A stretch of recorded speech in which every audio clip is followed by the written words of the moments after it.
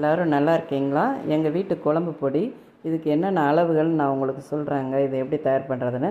1 kilo அளவு பார்த்திங்கன்னா காஞ்ச மல்லி எடுத்துக்கலாம்.